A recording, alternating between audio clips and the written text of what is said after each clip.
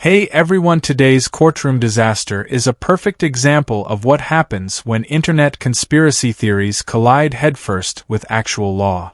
We've got two sovereign citizen defendants who genuinely believe they've uncovered secret legal loopholes that somehow every lawyer, judge, and law school in America missed.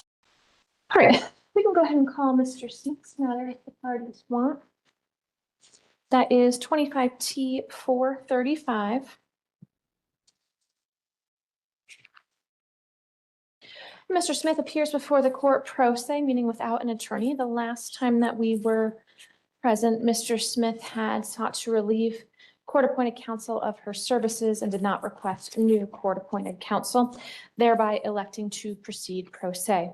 Mr. Smith, how would you like to proceed in your case? I filed a motion just this morning. I'm not sure if It hasn't been filed with the court yet, meaning they haven't uploaded it yet. Yeah, I hand delivered it just this morning. All right, so we're looking to schedule a motions hearing. Yes. And what type of motion to put the people on notice? Dismissal. On what grounds? Violation of constitutional rights. All right, so a constitutional based motion. Are you alleging a violation of a particular section? Or are you alleging that the statute itself is unconstitutional? It's predominantly the Fifth Amendment, 14th Amendment, in regards to legal counsel and due process. In regards to legal counsel, you fired your attorney at your last appearance. You haven't sought appointment of a new attorney. In what way have your rights been violated there? Well, on September 30th, when I was summoned to court on the court's docket to courtroom 103, I went over the building and was unable to find it until I finally intrigued with the guards who pointed me in the direction of the clerk's office. With that being on the docket as a courtroom, and the possible consequences of failure to appear that comes with more fees, fines, and possible jail time. I'm not sure why that's in the clerk's office where I was isolated behind closed doors without that legal counsel, which was before. So in that instance, you're referring to a different case, not this case, 25R 549. So nothing in relation to that case is going to be referenced in this case. To the extent that you're alleging other violations, though, we'll set your motion for a hearing. Keep in mind that motions deemed to be groundless, frivolous, vexatious, or otherwise contrary to law will not be heard. But I don't have a copy of the motion at this point, so I can't make that determination. We'll set it for a hearing on motions to the extent that any of it relates to this case, not some other. And there it is, one of the biggest red flags you'll see in sovereign citizen cases. Multiple active court cases at the same time.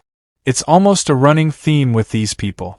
They convince themselves that traffic laws, registration requirements, insurance mandates, and court procedures simply don't apply to them, and then they act shocked when those decisions pile up into larger legal problems.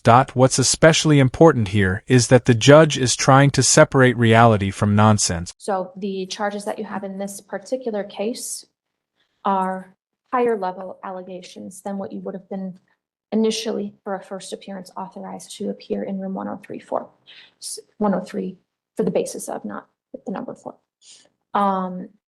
So again, we won't be hearing any contentions in relation to anything about the infraction case. I'll let you know as well that people are not entitled to have court appointed counsel in infraction cases. But again, that's separate and apart from you're entitled to have hired attorneys, but the legislature does not authorize public defender or court appointed counsel or similar to appear on those.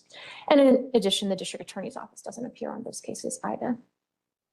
All right, for a hearing on motions in this case, I can set a motions hearing on April 1st at 1:30. Can the parties accept that? That was April 1st. April 1st, Yes, ma'am. 1:30. Yes, ma'am. That is fine. At 1:30. Correct. As it relates to this case, Mr. Smith, again, 25T435, we had some of this conversation last week. I just want to make sure to clarify on the record when the people are present that you are electing to proceed to a motions hearing and moving forward in this case by representing yourself. Is that correct? I'm still in the midst of studying and trying to understand my own rights. So it's a challenge. It definitely is. I'm not going to lie about that. So the representing myself is still, I'm pending it in my stance of everything. Just because I'm in a financial hardship, so finding a free attorney to take the place of a public defender it's almost impossible. Mr. Smith, I want to reiterate that the last time that we were here, you elected to essentially fire court-appointed counsel and proceed by representing yourself. Is that correct? That was because I was under the impression that she was unable to defend me. Unable to ethically file the motion that you sought her to file. Is that correct? According to her. According to her, yeah, I'm sure. And you did not seek an alternative defense counsel to be appointed to you. You elected to proceed without the benefit of an attorney at that time. That doesn't mean that you waive your right forever if you can find an attorney, but you were not requesting alternative defense counsel to be appointed to represent you, correct? No, Your Honor, not from the courts. And is anybody forcing you to decide to, at this point, represent yourself? I feel more pressured into it, yes, Your Honor, In what way? because I don't have the defense of a public defender. You had one, you fired her. So in what way are you being forced to do this? I didn't necessarily fire her, Your Honor. When she refused to even hear me out when I mentioned a few words, that's not, in my understanding, it's not firing her. We I had was a pretty pretty shut down. lengthy hearing on the last court appearance, Mr. Smith. Do you recall that hearing on the 9th of January? Yes, Your Honor. At that time, you no longer wish to have the services of the public defender, is that correct? Yes, Your Honor. And you did not seek appointment of alternative defense counsel, is that correct? Not from the courts, Your Honor. So that's correct, yes? Yes, Your Honor. And did anybody force you to do that? No, Your Honor, I still feel pressured into it, though. In what way do you feel pressured? Your Honor, I was under the understanding that I have the right to an attorney, and if I cannot afford one, then one will be provided for me. One was provided for you, correct? This next section is honestly painful to watch because the judge is giving him multiple chances to undo what is obviously a terrible decision. Notice how carefully she keeps asking the same questions in different ways. That's not accidental.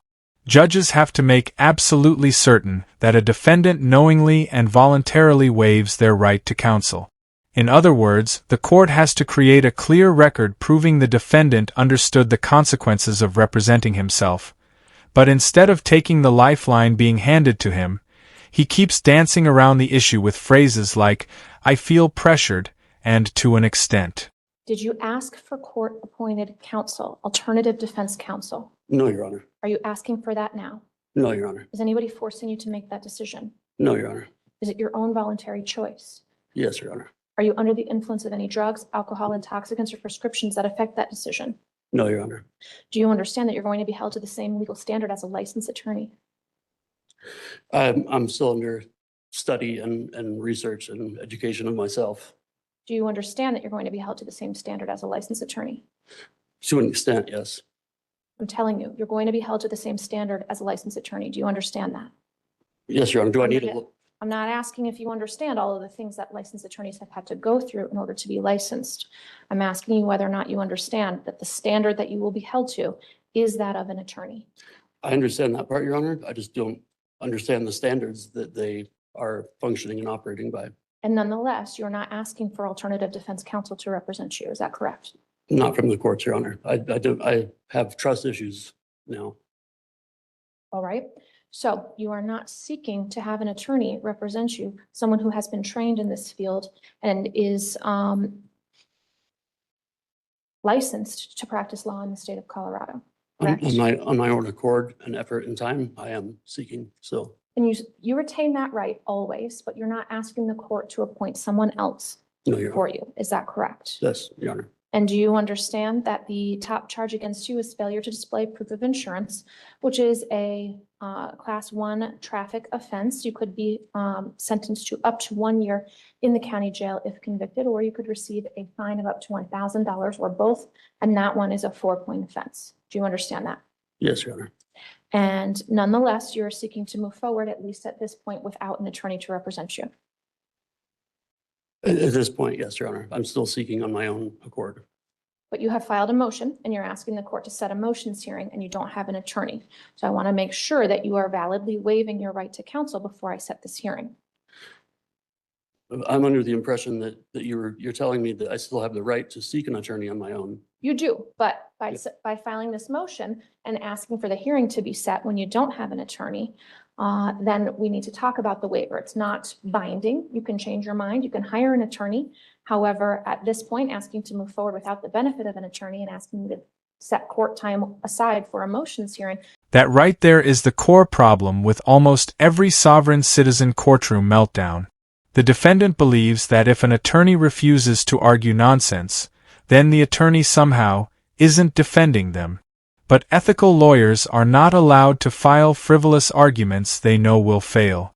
A public defender's job is to provide competent legal defense, not to act as a spokesperson for internet myths about traveling versus driving. The judge absolutely nails the explanation here. Nobody denied him representation. Nobody stripped away his rights. And you did not request new counsel, which Correct. you could have, correct? I'm seeking on my own accord, Your Honor. All right. I do find a knowing, voluntary, and intelligent waiver of counsel. Certainly, Mr. Smith understands the rights that he has to be represented by an attorney. He was appointed an attorney. He did not ask for a new attorney when the services of the public defender were terminated. You retain the right to hire an attorney at your own expense and on your own behalf if you wish, or seek alternative defense counsel. You are not doing so. So at this point, I do find that knowing, voluntary, and intelligent waiver of counsel. We'll schedule a motions hearing on your motion on April 1st at 1:30. Keep in mind that the court cannot accept a letter from someone who is not here to testify or something similar. So if you're seeking to utilize the subpoena power of the state to obtain the appearance at trial of a witness who you may wish to have testify on your behalf, then you can go down to the court clerk's office and have subpoenas issued. And I believe that we already discussed how to get discovery. Is that correct? Yes, Your Honor. I was provided that. All right. So I'll note Mr. Smith believes that he has been provided discovery. I would encourage you, you're not required to speak with the district attorney about the facts of the case, but if you periodically want to inquire of their office whether or not any additional discovery has been provided in your case to make sure that there's that free flow of information, I would encourage you to do so. Anything further for Mr. Smith at this time? Not from the people, Judge. And Mr. Smith, is there anything further at this time? No, Your Honor. All right, so we're going to set that motions hearing as I've stated, and I'll encourage you to be prepared to proceed to the motions hearing. Anything further? No, Your Honor. Anything further, Mr. No, Smith? Your Honor. All right, and I just want to remind you that any allegations brought up in the motion that you filed in 25T435 that relate to the infraction case, which was that 25R 549, any of those issues will not be heard. Any rights that you may have from that case are separate and apart from anything in relation to this case. All right, we'll see you on April 1st. This exchange perfectly captures how badly this defendant misunderstands the situation he's in. He thinks he can casually file motions, schedule hearings, and represent himself temporarily without fully waiving counsel protections. But the court has procedures for a reason. Once you start actively litigating your own case without an attorney present, the judge has to determine whether you're knowingly choosing self-representation. And honestly, the judge is being extremely patient here. She repeatedly explains that the waiver isn't necessarily permanent. He can still hire counsel later if he wants. Declaration of status, those are signed by you and have been entered. There's also an affidavit of truth that is unsigned. And so anyway, we're here for an initial hearing and to make sure that you understand your charges. What is your date of birth? I do not understand. I am here on a special appearance of Thomas Maitland in all caps letters. on special hearings of the case number of 46-D04-2602-CM-0250. Correct, but I need to tell you what you're charged with in this case. So first of all, how old are you? I'm 29. All right, what's your birthday? You guys should already know that, correct, or no? No, I don't. I don't know what your I don't birthday is. understand. I don't understand. I just need you to tell me, Here's the court. problem, if we don't know who you are, there'll be a warrant issued for your arrest, so we're trying to get past that level. Okay. Okay, so state, Then you didn't get these papers. I'm gonna give them to you. okay, so let's back up. My job is to make sure you understand what you're charged with. I have what you filed, and that's made a matter of record. What is your date of birth? Well, you know what? Let me see here. I'm. Okay, hold on. I do have it. Is your birth date 9/6 and you're 29 years old? Is that correct? That is my living man. Yes, that's when I was born, but not this all caps name that's on the docket that you sent me papers for. Okay, yeah, so your Opinions. correct name is, I had that right here too.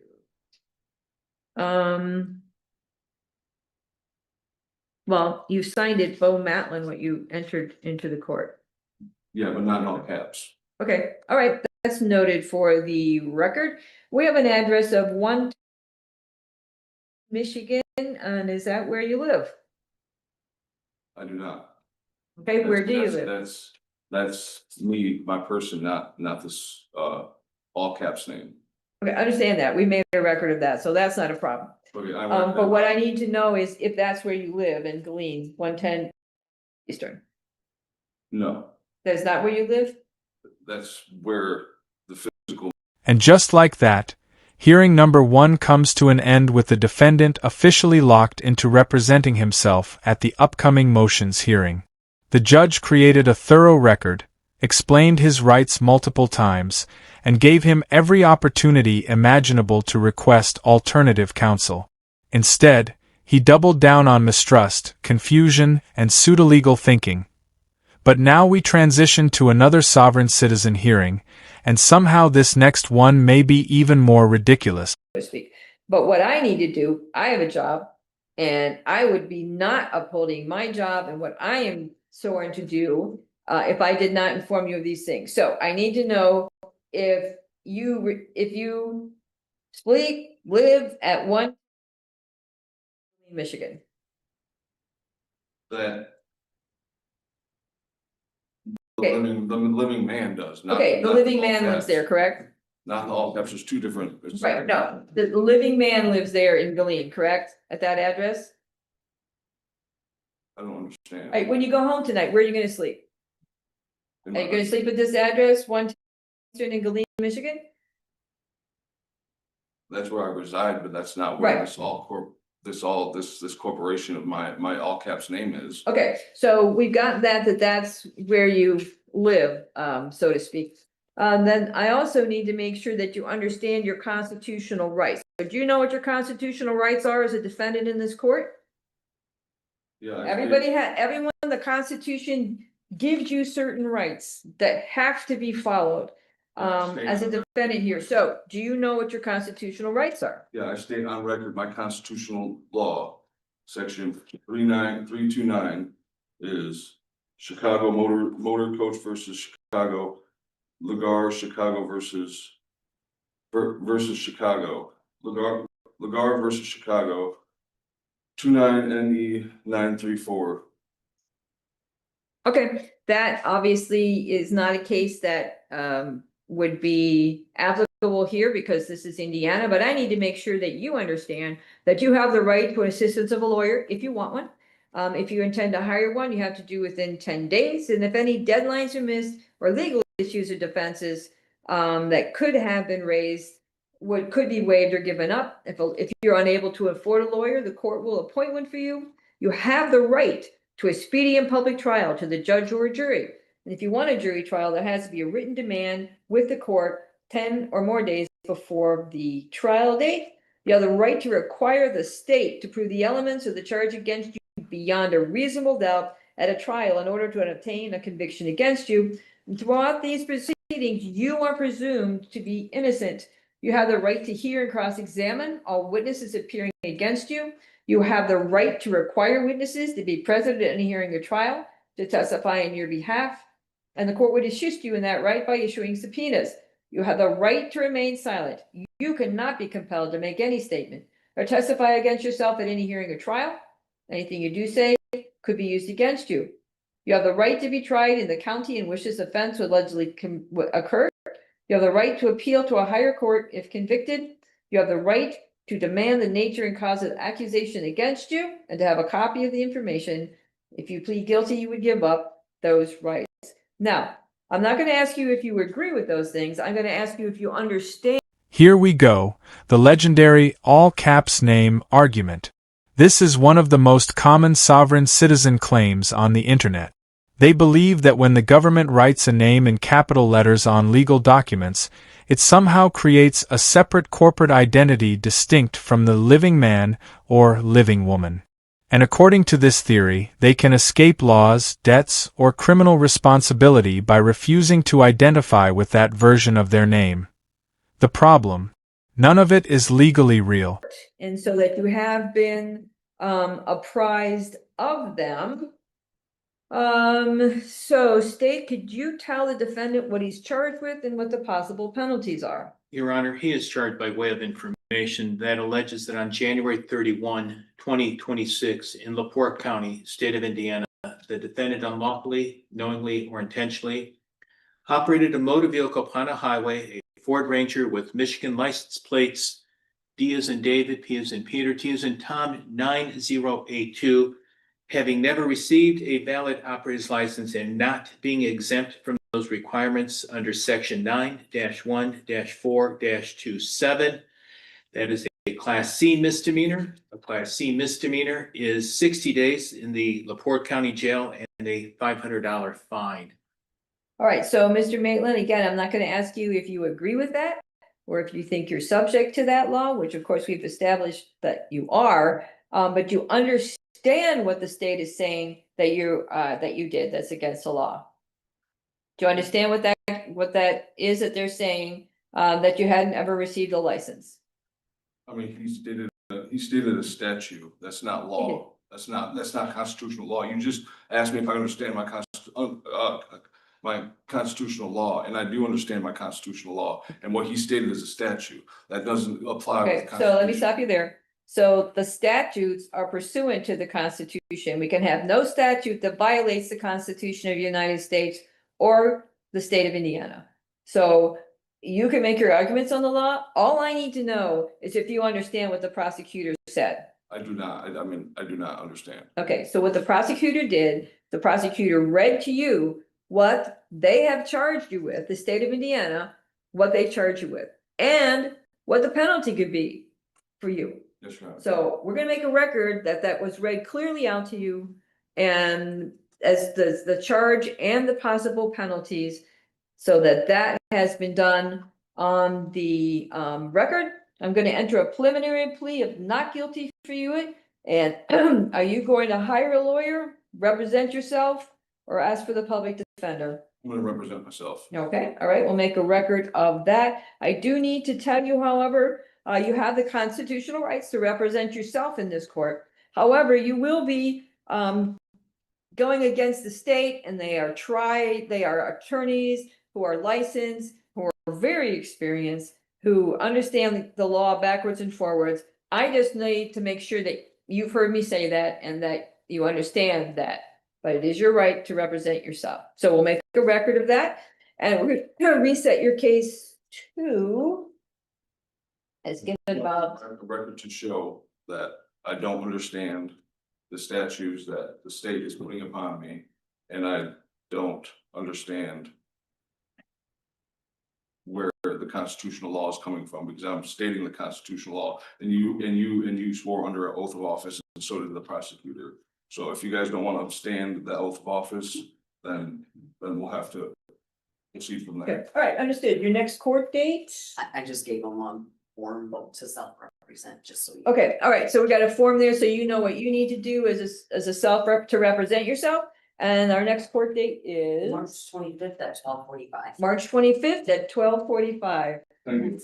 What you're watching now is the judge methodically explaining constitutional rights that the defendant already claims to understand better than the court itself. And that irony never gets old in these hearings. Sovereign citizens constantly talk about rights, freedom, and constitutional protections, yet many of them clearly have no idea how those protections actually function inside a courtroom. Notice how straightforward the judge's explanation is. Right to counsel, right to a jury trial,